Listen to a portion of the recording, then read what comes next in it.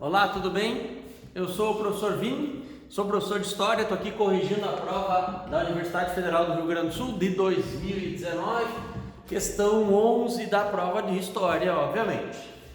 Olha só, essa questão 11, ela traz aí para nós uma tabela sobre o número de escravos, né? Então ela é uma questão que envolve o tema da escravidão, ok?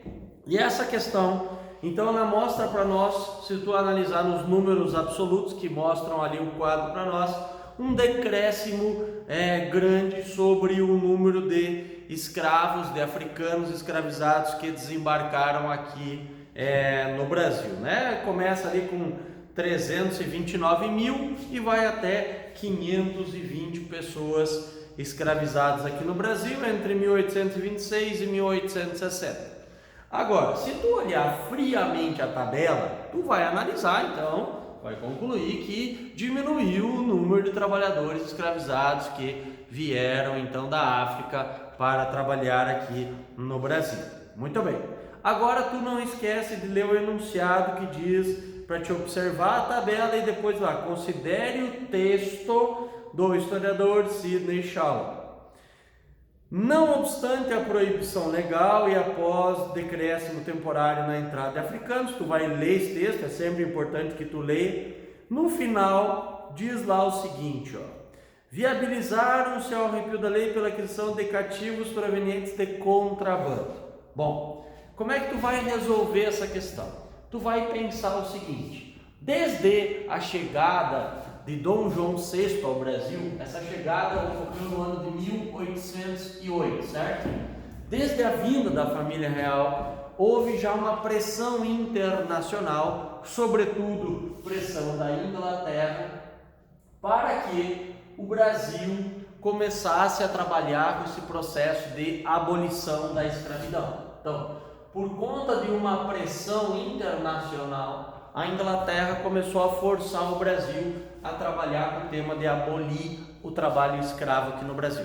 Claro, tu não vai pensar que isso foi feito de maneira inocente, ou despretensiosa, porque a Inglaterra estava interessada, obviamente, numa questão de mercado, né? Porque vai lembrar que se o cara é um trabalhador escravizado, ele não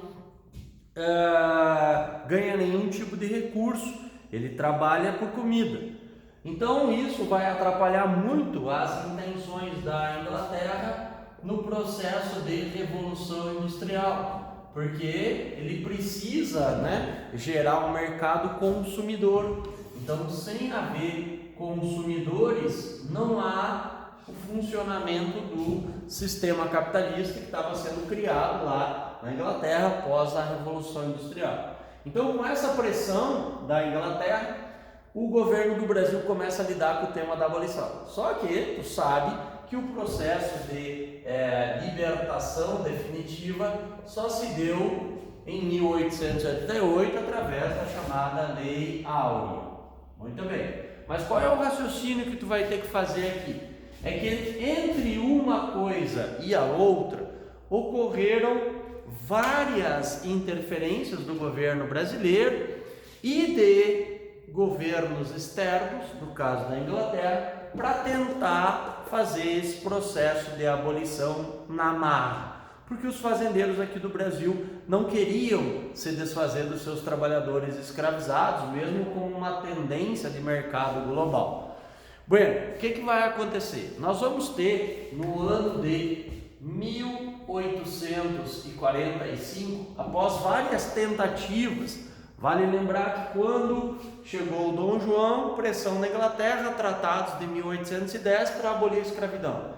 Quando se fez a independência, 1822, para a Inglaterra reconhecer a nossa independência, o que eles exigiram de novo? A abolição da escravidão. Quando abdicou o Dom Pedro I, foi embora, houve também já uma outra pressão. Nada resolveu. Então, em 1845, a Inglaterra vai fazer o chamado Bill Aberdeen. O Bill Aberdeen permitiu o aprisionamento de navios com a finalidade de tráfico de escravos no Oceano Atlântico. Então vinha o navio da África para a América, ele era apreendido pela Inglaterra e eles eram julgados em cortes inglesas, esses traficantes. O que é que vai acontecer? O que vai acontecer é que, se tu olhar isso friamente, tu vai achar que isso aqui funcionou, mas aí é preciso que tu leia o texto para te pensar o seguinte, que não é que isso aqui acabou ou isso aqui diminuiu. O que ocorreu foi que começou a haver, a partir da interferência do Bill Aberdeen, o que diz no final do texto. O que diz no final do texto? Contrabando. Tá? Nós começamos a ter práticas que vão fazer o que com esses números aqui?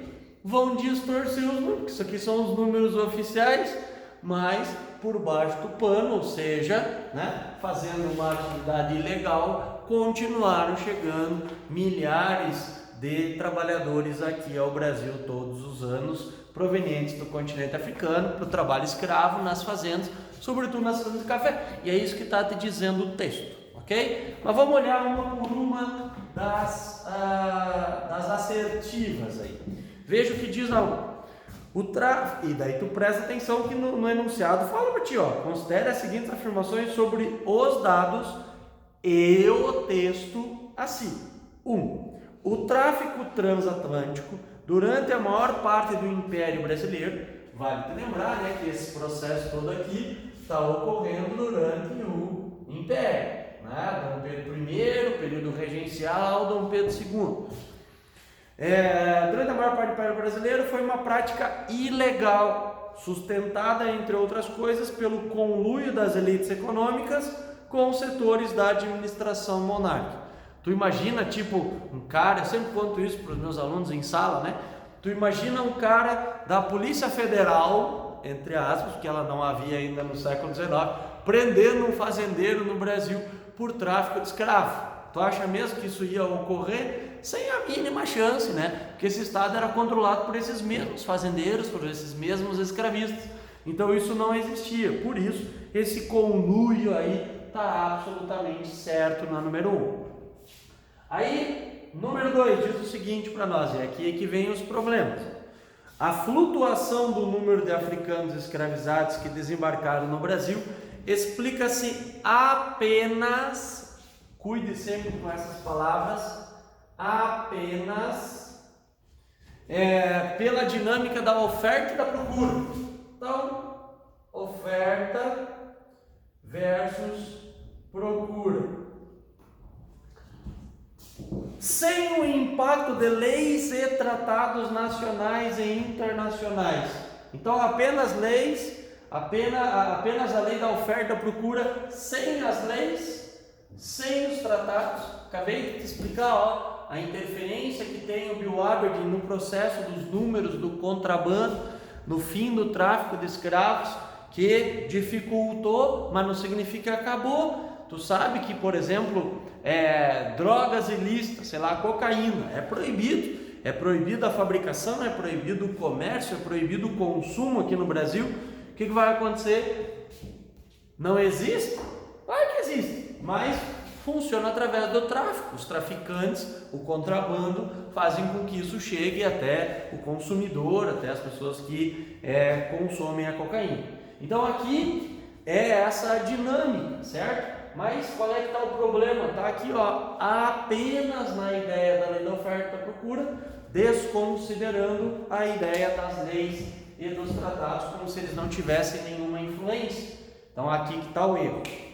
Depois, a terceira, veja bem, que a terceira, o cara que faz com pressa, e prova da Universidade Federal tu não pode fazer com pressa, tu tem que fazer com sabedoria. E aí tu vai te ligar que essa é uma das provas mais difíceis que tem aí no Brasil. Então diz o seguinte: o número de africanos escravizados teve um imediato decréscimo nos 5 anos seguintes à aprovação da Bill Aberdeen pelo Parlamento Britânico, que autorizava o aprisionamento de navios negreiros da Marinha Inglesa. Agora, veja bem que nos demonstra o quê? Que não houve contrabando, e não é o que o texto te mostra. O gráfico demonstra uma coisa, mas o texto te mostra outra. Então, onde é que está o problema aqui? É que tu tem que ler o texto versus o gráfico. E aí o texto demonstra que, ao contrário do que indicam os números, o número não diminuiu. Por quê? Porque o texto faz associação justamente com essa ideia do contrabando, do processo ilegal e do quanto isso passava a ser lucrativo também para os comerciantes. Eles, claro, arriscavam a pele deles, mas era altamente lucrativo. Então essa questão número 11, ela vai ter como gabarito apenas a 1, no caso para mim aqui, letra A, então, desta prova. Beleza? Espero que tenha entendido. Qualquer dúvida, deixa aí nos comentários. E muito obrigado pela audiência. Um abraço.